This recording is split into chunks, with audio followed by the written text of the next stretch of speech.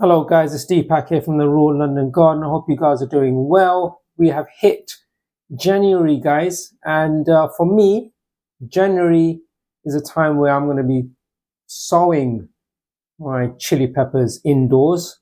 They're very slow growers. I don't have a heat mat and I don't have grow lights, so for me, the best time is late December, early January or mid-January to kick it off. So guys, I'll also show you how my overwintering peppers are coming along.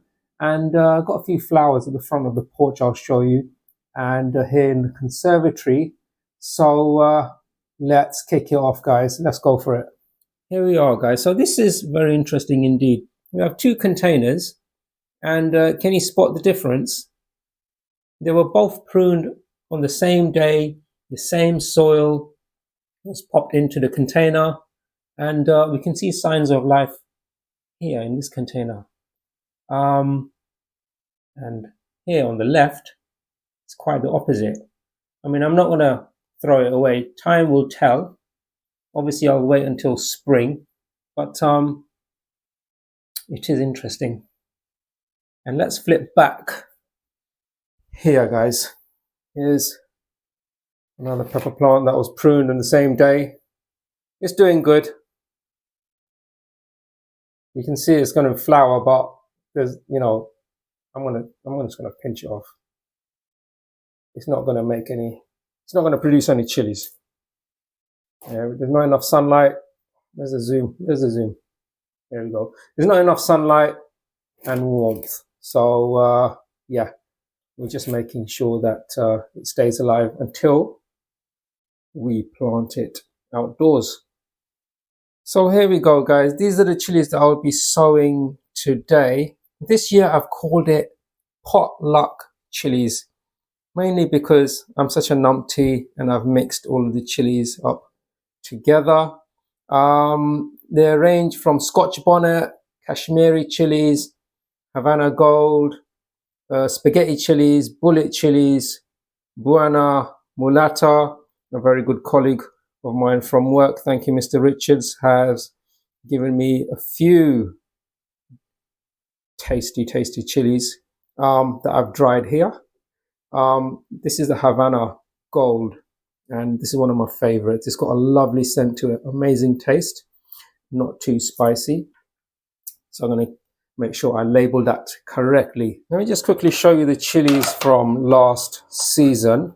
We had an abundant supply, and we just keep them in the freezer. They're not super spicy, they're not the kind of chilies where your eyes will be watering and you'll be coughing up. It's lovely taste of chili peppers. And yeah, this is the potluck container, just like this one here. So let's get cracking.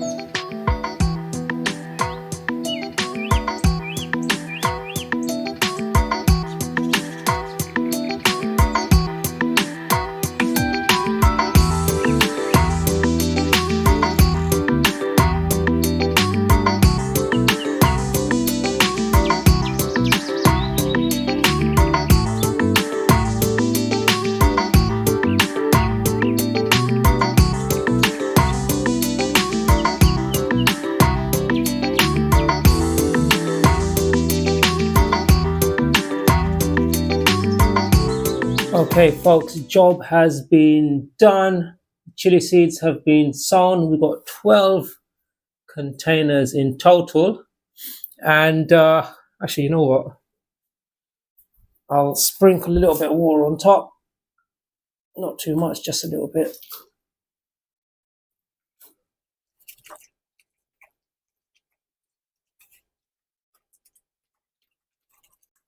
We're going to have to tidy up as well, yeah?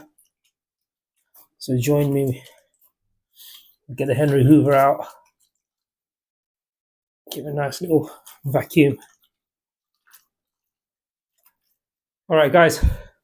Chilies are done. I've labeled them. Let me take you back here, actually, and show you what I have growing. Okay, here is the back of the conservatory.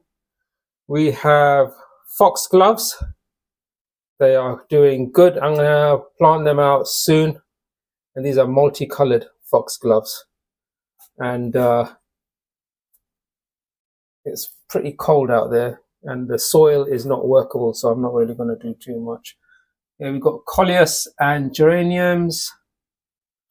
We have a dwarf version of jasmine. Very, very scented plant. Absolutely amazing. Here we have the famous, what's it called? Flaming Katie. You can see it's budding up now. Budding up. This is a white colored variety. And it's doing great. Easy to propagate, guys. Just cut the stem and just pop it into the soil. We have a lovely coleus here again. Grown from seed and aloe vera. We actually use aloe vera in cooking. Tastes quite nice. Let me take you to the front of the porch. So here's the front of the porch, guys. It's not bad for January. Absolutely freezing out there. Flaming Katie. We have lovely geraniums.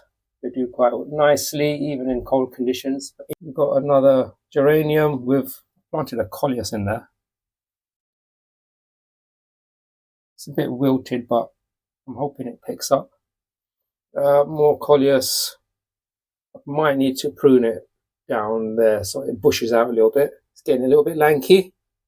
Another coleus. Guys, what's up with these coleuses?